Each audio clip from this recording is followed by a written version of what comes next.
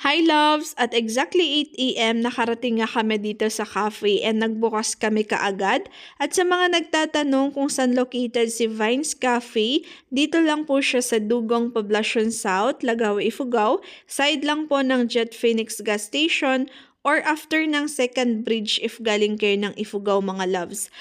Ay, Ifugao, sorry. Ibulaw. If galing kayo ng Ibulaw mga loves.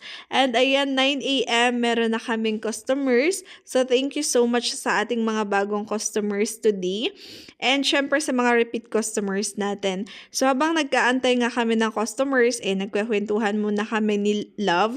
So pinatanggal niya yung kanyang ngipin kasi 1 week na niyang iniinda sa pagtatrabaho niya. Buti natanggal na. And after hapon na nito mga loves, tinuturuan ko tong mga kasama ko dito sa cafe na magtempla ng kape. So, ayan, nagtempla sila ng own coffee nila. And